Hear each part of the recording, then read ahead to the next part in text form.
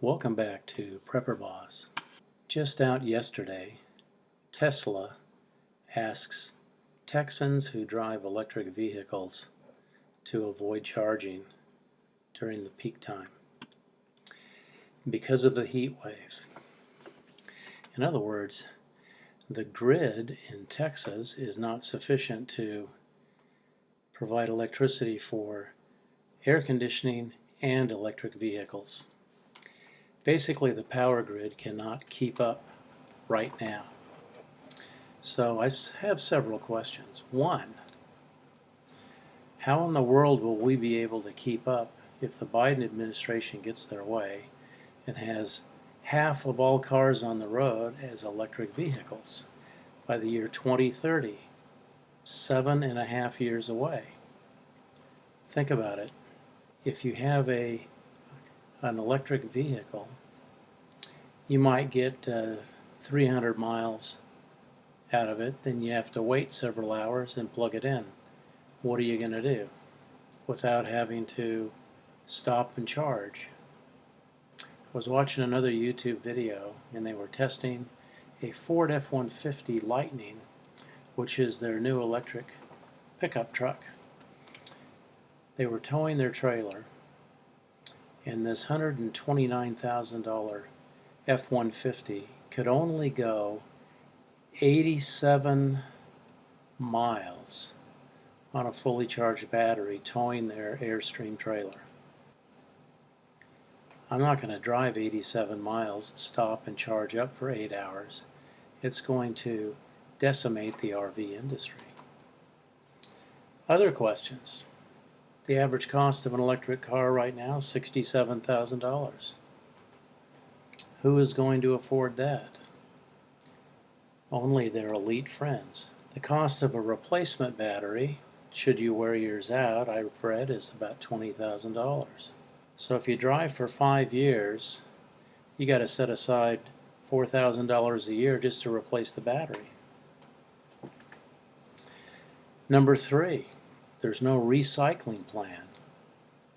There's no place to recycle batteries from electric vehicles. This is dangerous. So how many electric vehicles are there in the U.S.? I pulled this up from an insurance company, Simply Insurance.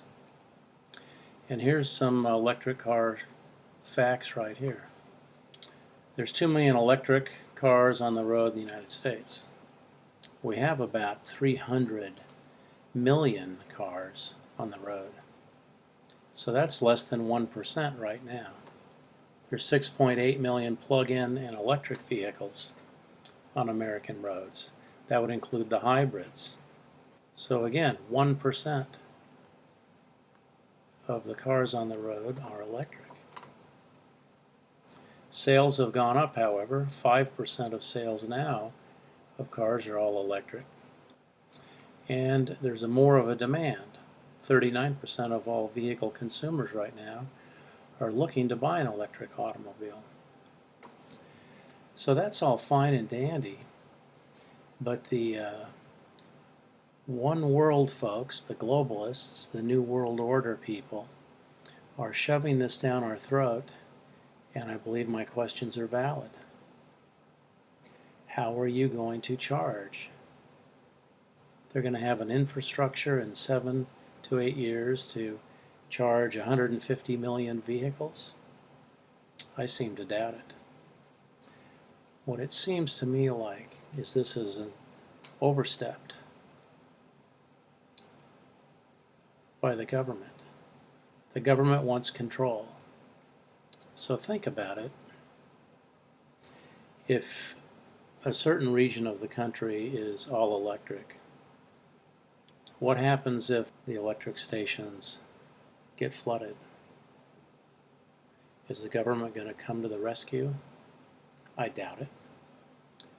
What's going to happen if they decide they don't want as many people traveling on the road? They can simply shut down the electrical power grid that feeds the charging stations. There are too many questions here to that are unanswered for us to go pedal to the floor on changing everybody to an electric vehicle. How are your trucks going to deliver products to the end user? I doubt a solar panel on the top of the tractor and trailer will do the job. There are just too many questions. So I would implore you, this is July of 2022, to get out and vote in November, and vote for people that have the Americans' interest at heart, and not the green energy zealots that want to change your life and have you pay for it at the same time. Think about these things, and leave any comments below if you have some other ideas. Please like, comment down below, subscribe, and share with your friends, and we'll see you on the next one.